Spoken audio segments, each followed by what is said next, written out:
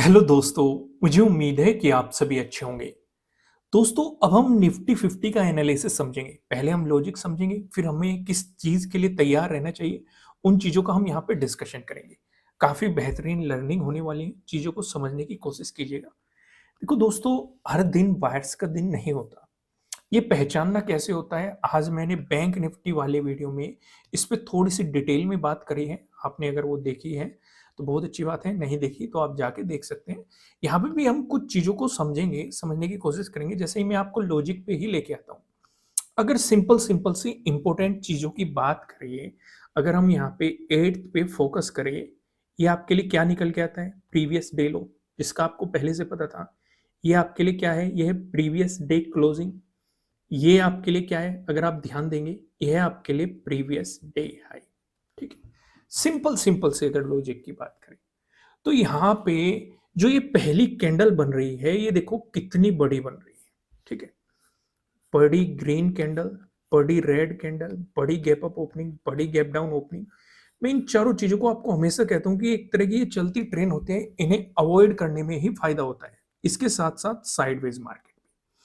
लेकिन अगर हम यहाँ पे लॉजिक देखें, अगर आप नीचे लोअर शैडो को देखेंगे तो कहीं ना कहीं बायर्स एक्टिव होते हुए मार्केट में दिखाई दिए। लेकिन हम ये जानते हैं कि भाई ऊपर ये प्रीवियस डे क्लोजिंग है, अगर कहीं कैंडल यहीं पे क्लोज होके फॉलोअर कैंडल मिलती तो एक अपॉर्चुनिटी बन सकती थी प्रीवियस डे हाई तक। अब ये कैंडल सीधी प्रीवियस डे क्लोजिंग का भी इसने ब्रेकआउट दिया और कहीं ना कहीं क्लोजिंग दिया इसने प्रीवियस डे हाई से नीचे, प्रीवियस डे हाई के आसपास के जोन में। फिर अगली कैंडल में आपको प्रीवियस डे हाई का ब्रेकआउट देखने को मिला। यहाँ पे क्या आपको फॉलोअर कैंडल बनी? नहीं मिली।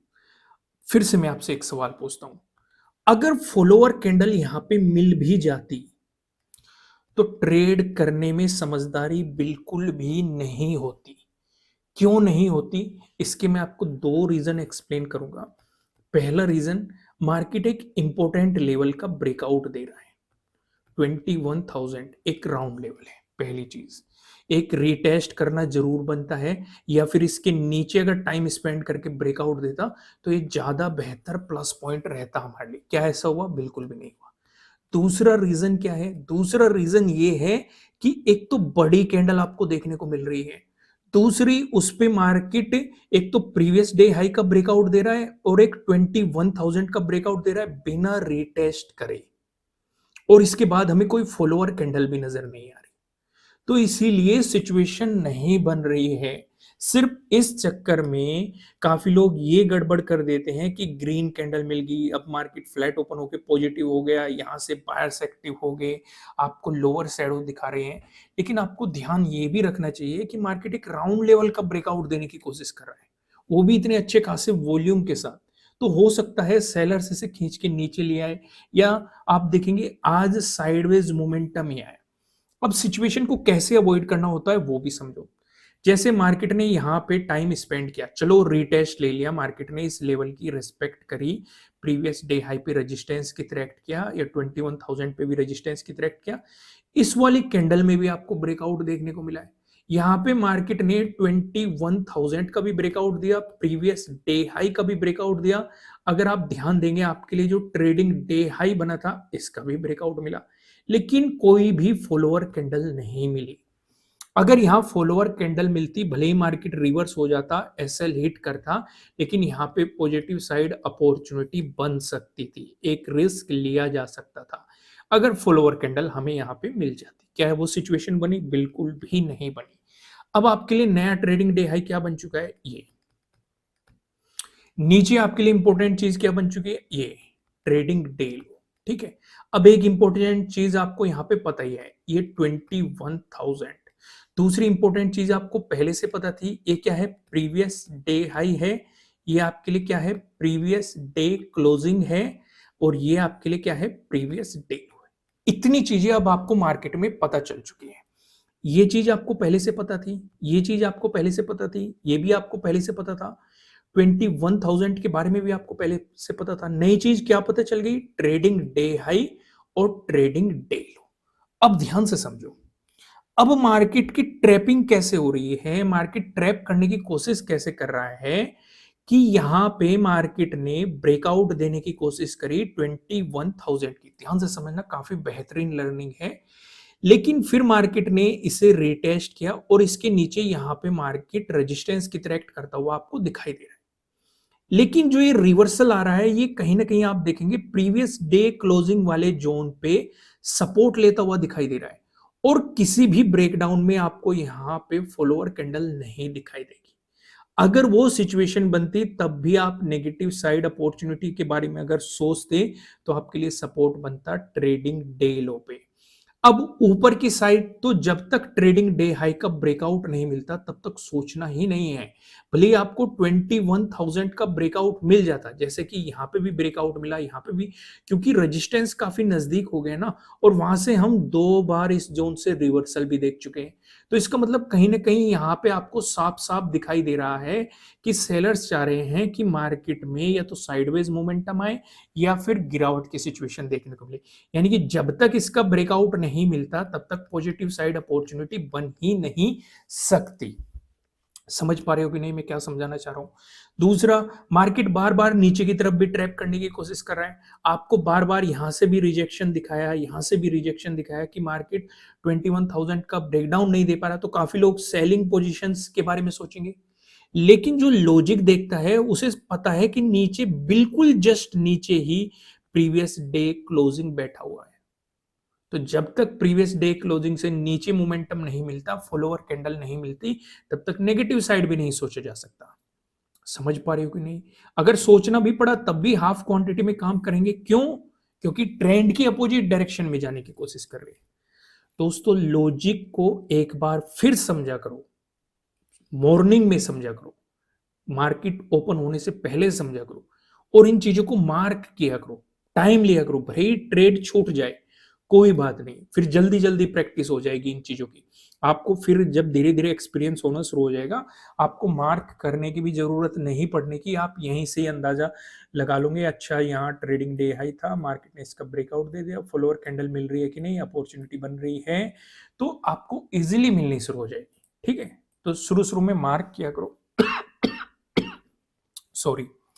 तो सिचुएशन समझ में आई कि नहीं दोस्तों? अगर समझ आई है लाइक करना। अब यहां पे समझते हैं, मैं काफी दिनों से एक बात चिल्ला रहा हूं कि मार्केट साइडवेज जाने की पॉसिबिलिटी है, पॉसिबिलिटी है, पॉसिबिलिटी है। काफी लोगों के कमेंट आ रहे थे कि क्या कह रहे हो, मार्केट साइडवेज है ही नहीं। यहां आपको क्या दिखाई दे रहा है?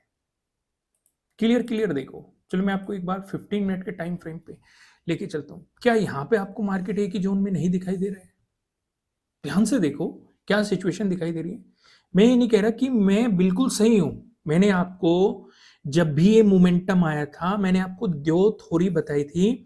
पहली थ्योरी क्या थी? अगर ये मोमेंटम आ रहा है, कुछ रिट्रेसमेंट आने की पॉसिबिलिटी है, फिर मार्केट अगर प्राइस एक्शन बनाता है, इस तरह की सिचुएशन हो सकती है। हमने पहले भी ये सिचुएशंस देखी हैं। जैसे यहाँ पे देखो, ये मोमेंटम आया, कुछ मार्केट ने साइडवेज टाइम किया, फिर ब्रेकआउट दिया। दूसरी पॉसिबिलिटी क्या है? मार्केट में मोमेंटम आया, साइडवेज जाए, जैसे इस वाले जोन में, इस वाली सिचुएशन में हमें देखने को मिला, फिर ब्रेकआउट मिला। तो दो पॉसिबिलिटी। अभी मार्केट यहाँ पे टाइम स्पेंड कर रहा है ना, तो ये कहा जा सकता कि मार्केट में नेगेटिव मोमेंटम की शुरुआत हो गई। अभी क्लियरली नहीं कहा जा सकता, क्योंकि अभी कोई ऐसा इंडिकेशन नहीं दिखाई दे रहा।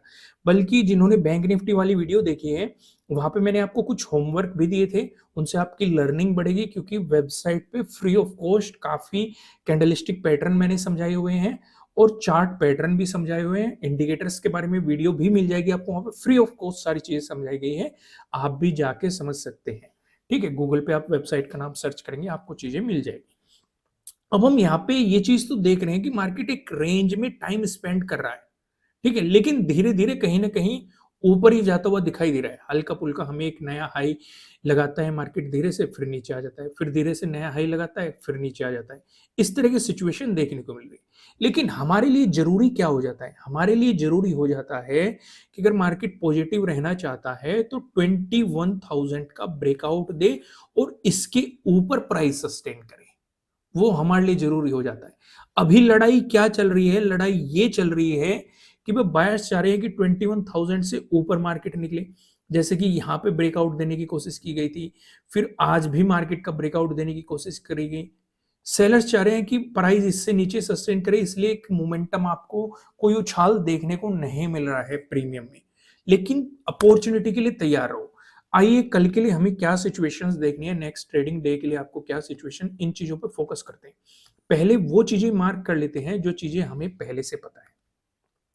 पहली चीज आपको ये पता है, ये क्या है, ये प्रीवियस डे हाई हो गया, ठीक है। दूसरी चीज आपको ये पता है, ये क्या है, प्रीवियस डे लो हो गया। ये थोड़ा सा इंपॉर्टेंट है, यहीं पे आपकी इसी के आसपास प्रीवियस डे क्लोजिंग है और यहीं पे आपका 21,000 का लेवल है। अगर मार्केट फ्लैट ओपन होकर आपको पॉजिटिव मोमेंटम दिखाता है तो खुद सोचो, प्रीवियस डे हाई काफी नजदीक है, तो इस बीच आपको क्या ट्रेड लेनी चाहिए पॉजिटिव साइड? अगर मार्केट पॉजिटिव भी होने लग गया तो खुद से ही आपकी समझ में आएगा कि रेजिस्टेंस काफी नजदीक है, तो बेहतर है इस बीच कुछ भी नहीं करना है। कुछ ही पॉइंटों का तो डिफरेंस है।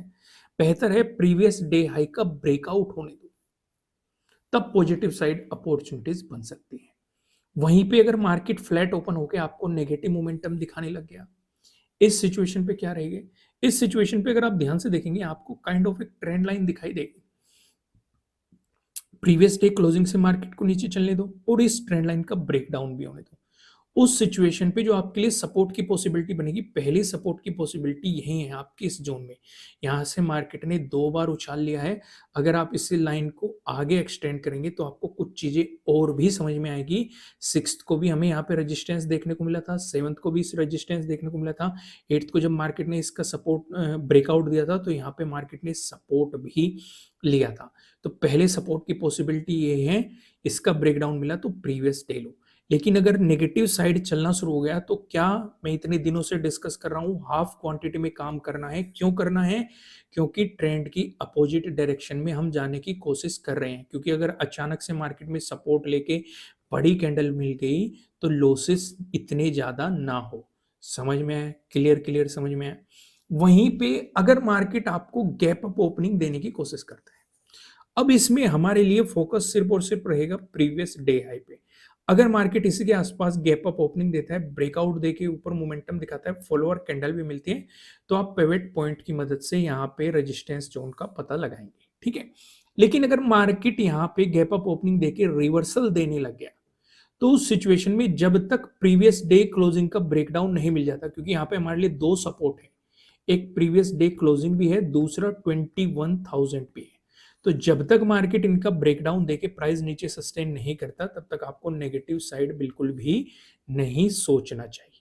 समझ में आ गया? साथ के साथ मैं तो आपको ये सजेस्ट करूंगा इस ट्रेंड लाइन को भी फॉलो करना। जब तक इस ट्रेंड लाइन का ब्रेकडाउन, अगर आपको ट्रेंड लाइन का ब्रेकडाउन मिल गया तो आपको प्रीवियस डे क्लोजिंग का भी ब्रेकडाउन मिल जाएगा, साथ के साथ 21,000 का भी ब्रेकडाउन मिल जाएगा, वो ज्यादा बेहतर रहेगा। वहीं पे अगर मार्केट आपको गैप डाउन ओपनिंग देता है, दोस्तों गैप डाउन ओपनिंग का डिस्कशन करने से पहले मैं आपको बता दूं, आपके लिए किसी भी तरह का ना तो कोई बाय रिकमेंडेशन है, ना ही कोई सेलिंग रिकमेंडेशन है। ये जस्ट एजुकेशनल पर्पज से बनाई गई एनालिसिस वीडियो है। इन्वेस्ट करने से पहले आपको अपनी रिसर्च करनी है, अपने इन्वेस्टर की सलाह लेनी है, क्योंकि प्रॉफिट भी आपका होने वाला है, लॉस की जिम्मेदारी भी आपको अपने आप लेनी है। अगर मार्केट गैप डाउन ओपनिंग देता है तो हम इस ट्रेंड लाइन को फॉलो करेंगे। भाई एक तो सपोर्ट जोन आपके लिए हो गया, दूसरा सपोर्ट जोन आपके लिए हो गया प्रीवियस डे लो, ठीक है। अगर मार्केट इस बीच कहीं गैप डाउन ओपनिंग दे दी, ठीक है, इस सपोर्ट जोन के आसपास, तो जब तक इस सपोर्ट जोन का ब्रेकडाउन नहीं मिलता तब तक नेगेटिव साइड नहीं जाएंगे, और अगर ब्रेकडाउन भी मिल गया तो हाफ क्वांटिटी में जाएंगे और नजदीकी सपोर्ट जो रहेगा प्रीवियस डे लो रहने वाला है। फिर से मैं आपको एक बात समझाता हूं, अगर मार्केट गैप डाउन ओपनिंग दे के पॉजिटिव साइड चलना शुरू हो गया, फिर से ध्यान से समझो, अगर मार्केट तो आपको ट्रेड नहीं करना है, मैं फिर से रिपीट कर रहा हूं, अगर मार्केट गैप डाउन ओपनिंग देके पॉजिटिव साइड चलना शुरू हो गया तो आपको ट्रेड नहीं करना है जब तक कि प्रीवियस डे हाई को नहीं निकालता।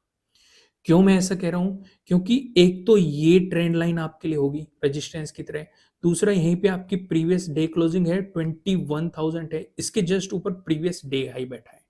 कम से कम आप एक रिस्क ले सकते हैं, अगर मार्केट प्रीवियस डे क्लोजिंग से या 21,000 का ब्रेकआउट देके गैप डाउन ओपनिंग देके अपना ट्रेडिंग डे हाई भी निकालता है और यहाँ पे टाइम स्पेंड करके ब्रेकआउट देता है, तो एक ही अपॉर्चुनिटी बन सकती है, आप कम क्वांटिटी में काम कर सकते हैं। अगर प्रीवियस डे हाई भी निकालता है तो यहाँ पे आप कुछ क्वांटिटी और लेने के बारे में सोच सकते हैं।